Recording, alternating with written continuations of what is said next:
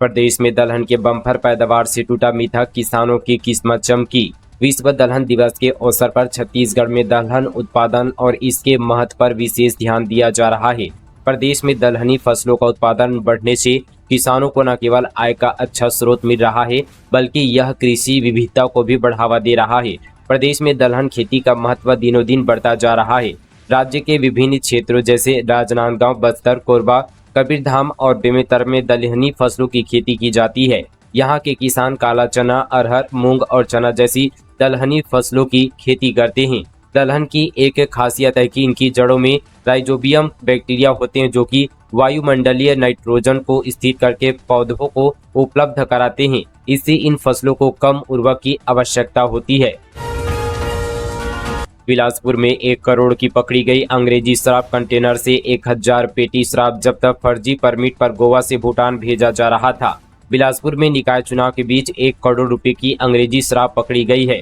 Container के अंदर से 1000 पेटी शराब बरामद किया गया है। इस शराब को गोवा से भूटान के लिए फर्जी परमिट पर भेजा जा रहा था। घटना चकर भाटा थाना क्षेत्र के छतवाना की है। जानकारी के मुताबिक पुलिस ने मुखबिर की सूचना पर आबकारी विभाग, स्टेट और डिविजनल टीम ने एक्शन लिया है। पुलिस ने ड्राइवर और डिलीवरी मैन को भी गिरफ्तार किया है।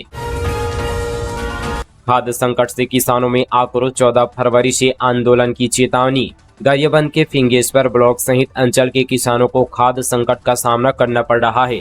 सहकारी समितियों में खाद की भारी कमी के चलते किसान 200 से 300 रुपये प्रति बोरी अधिक कीमत चुकाने को मजबूर हैं। साथ ही 500 से 600 रुपये का जबरन यहाँ पर अतिरिक्त सामान लेने का दबाव बनाया जा रहा है। इस आर्थिक शोषण से किसान मानसिक रूप से परेशान और आक्रोशित हैं। इसे लेकर किसानों ने 14 फरवरी से आंदोलन की चेतावनी दी है। भारतीय किसान यूनियन के फिंगेश्वर ब्लॉक संयोजक रेखराम साहू ने कहा कि यदि 12 फरवरी तक खाद की आपूर्ति नहीं हुई तो 14 फरवरी से किसान आंदोलन करेंगे। राजिम फिंगेश्वर मुख्य मार्ग पर चुरेना चौक पर क्षेत्र के किसान धरना प्रदर्शन करेंगे। इसकी जिम्मेदारी शासन प्रशासन की होगी। इस संबंध पर 10 फरवरी को प्रशासन को लिखित सूचना भी दी जा चुकी है। महिला हेडमास्टर बोली, टीचर ने कमर पर हाथ रखा। राजनांदगांव में बाजार में छेड़खानी की बदनाम करने की धमकी दी। एफआईआर के बाद आरोपी फरार। राजनांदगांव जिले के सरकारी स्कूल में पदस्थ महिला हेड मास्टर छेड़खानी का शिकार हुई है। आरोपी शिक्षक विष्णु शर्मा भी उसी गांव में मिडिल स्कूल में पढ़ाता है। महिला का कहना है कि टीचर कई दिनों से परेशान कर रहा था। एक बार तो उसने कमर पर हाथ भी रखा था। महिला हेडमास्टर ने बदनाम करने की धमकी देने की बात कही है। परेशान होकर महिला ने कुमड़ी बोर्ड थाने में 30 जनवरी को एफआईआर दर्ज कराई थी। इसके बाद से आरोपी शिक्षक फरार है। वहीं शिक्षा विभाग ने शिकायत के बाद आरोपी शिक्षक को निलंबित कर दिया है।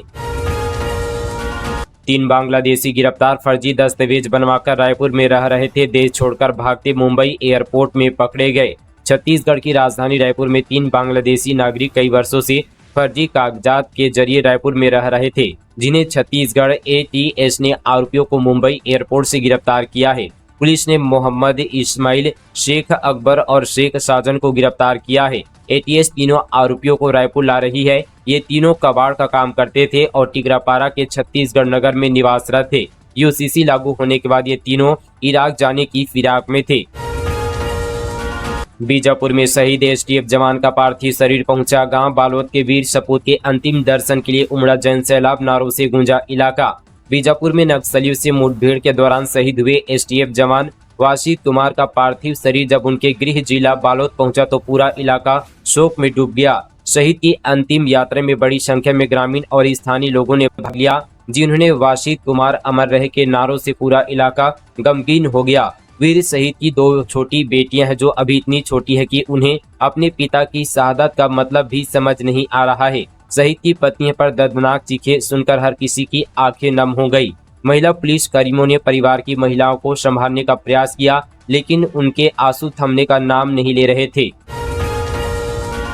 कार्यकर्ता के बुलावे पर पुत्रवधू को आशीर्वाद देने 320 किलोमीटर का सफर तय कर छोटे से गांव पहुंचे भूपेश बघेल। गरियाबंद जिले से खबर है। पूर्व सीएम भूपेश बघेल बीते दिन 320 किलोमीटर का सफर तय कर देवभो के दरलीपारा गांव पहुंचे, जहां वे अपने चिर परिचित कार्यकर्ता सुखचंद बेसरा के नवविवाहित पुत्र और पुत्रवधू को आशीर्वाद दिया। नगरीय निकाय चुनाव के सवाल पर भूपेश बघेल ने कहा कि प्रदेश भर से अच्छी खबर आ रही है। भाजपा के 1.5 साल के कुशासन से त्रस्त जनता कांग्रेस सरकार को याद कर रही है। तबियत खराब और चुनाव में व्यस्तता के बावजूद भूपेश बघेल जब गांव पहुंचे तो उनका ग्रामीणों ने आत्मीयता से स्वागत किया। रायपुर में तांबा चमकाकर सोने के जेवरात ले गए गैंग ने महिला के मंगलसूत्र कंगन में लगाया केमिकल, जलन हुई तो साफ करने का दिया झांसा। रायपुर में तांबा चमकाकर दिखाया और लाखों के सोने के जेवरात पार कर दिए। आरोपियों ने एक घर में घुसकर बातों ही बातों में महिला के गले में पहने जेवरात में कोई लाल पाउडर लगा दिया। तभी महिला के गले में जलन होने लगी तो उसे साफ कराने का बहाना देकर सारे गहने पार कर दिए। इस मामले में पुलिस ने बिहार के एक गैंग के 6 लोगों को पकड़ा है। भ्रष्टाचार के खिलाफ आवाज उठाना पड़ा भारी। थाना प्रभारी ने जनप्रतिनिधि को झूठे केस में फंसाने और जान से मारने की दी धमकी। कलेक्टर एसपीसी की शिकायत। सारंगढ़ भिलाईगढ़ जिले से बड़ी खबर है। एक जनप्रतिनिधि के लिए भ्रष्टाचार के खिलाफ आवाज उठाना अब मुसीबत बन गया है और वे डर के साए में जीने को मजबूर है। जनप्रतिनिधि महेंद्र कुमार साहू ने कुछ दिनों पहले एंटी करप्शन ब्यूरो में 2 पुलिसकर्मियों के खिलाफ रिश्वतखोरी की शिकायत की थी, जिस पर कार्रवाई भी हुई थी, लेकिन अब यही मामला उनके लिए मुसीबत का सबब बन रहा है।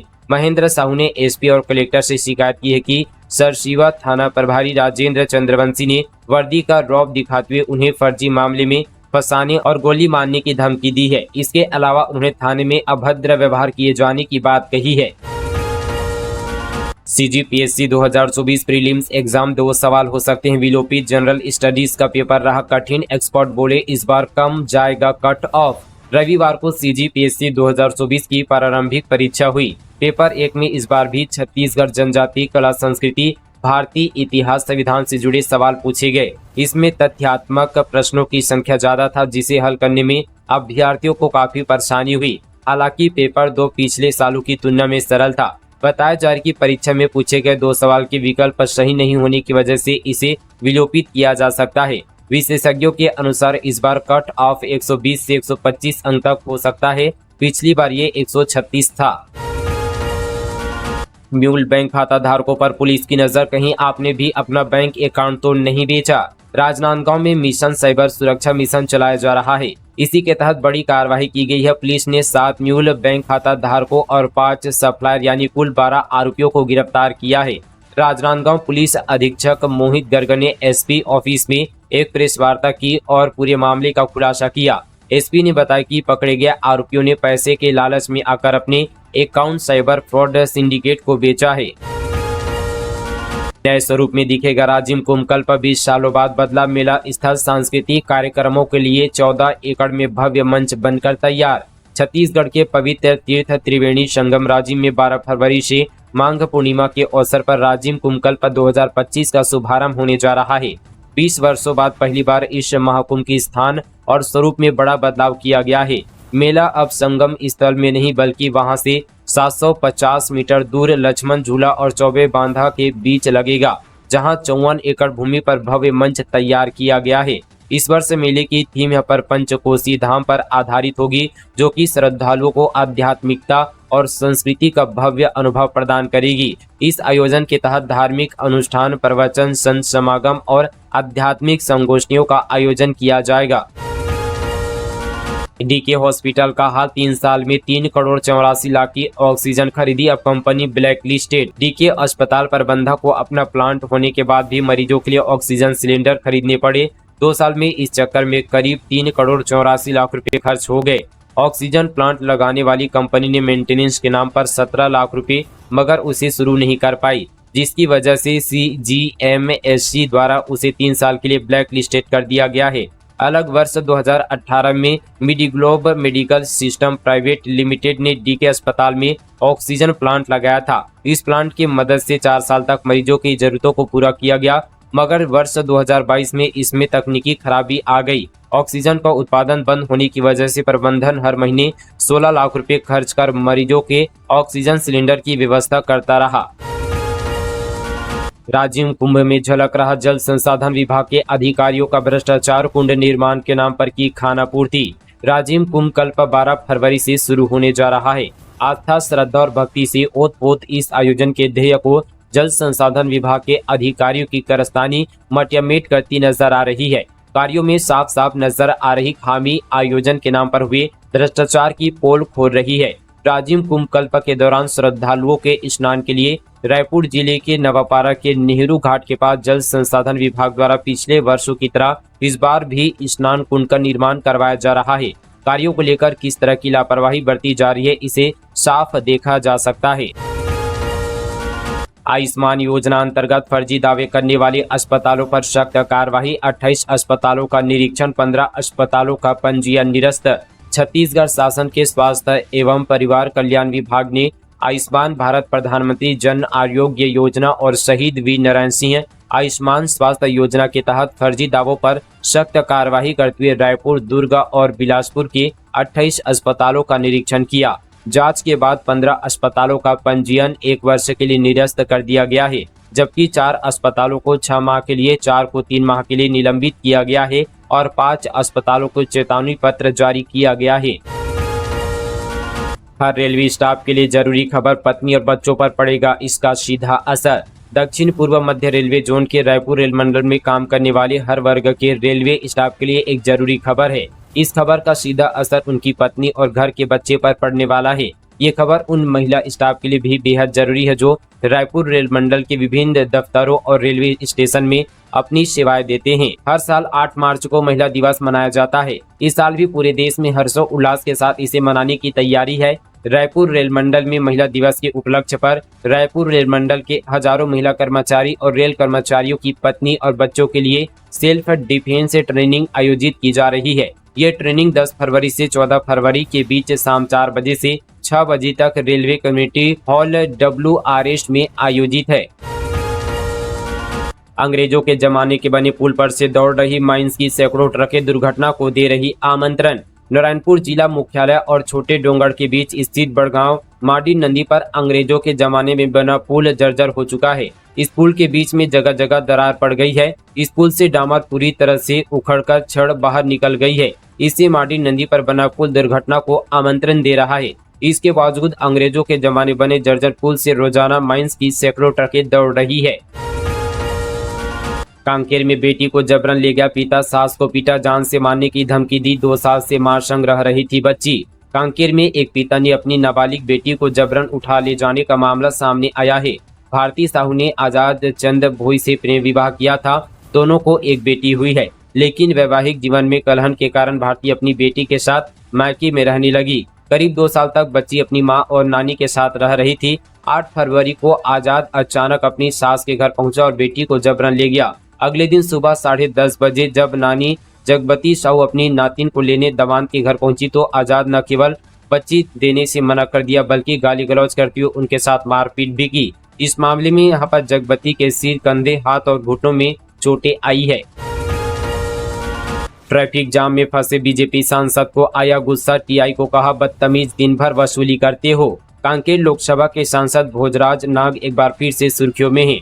दरअसल सांसद भोजराज बीती रात यहां पर अंतागढ़ से भानु प्रतापपुर आ रहे थे। इसी दौरान नो एंट्री के चलते सांसद की कार घंटे भर जाम में फंस गई, जिसके बाद सांसद तमतमाते हुए टीआई को जमकर सुनाने लगे। फिर थाने में पहुंचकर टीआई के खिलाफ रिपोर्ट दर्ज कराई। सांसद भोजराज ने इसके साथ यहां पर कई गंभीर आरोप भी लगाए हैं।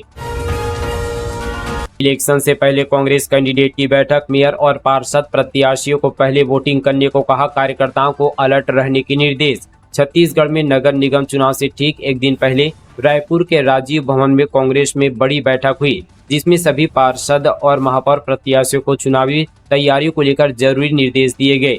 मेयर और पार्षद प्रत्याशियों को पहले वोटिंग करने को कहा गया। इस बैठक में पूर्व मंत्री शिव डहरिया ने रायपुर नगर निगम के सभी पार्षद और महापौर प्रत्याशियों को विशेष ट्रेनिंग दी, जिससे वे चुनावी प्रक्रिया को सही तरीके से संचालित कर सके। पार्टी की रणनीति को मजबूत बनाने के लिए प्रत्याशियों को अलग अलग चुनावी मोर्चों पर सक्रिय रहने की हिदायत दी है।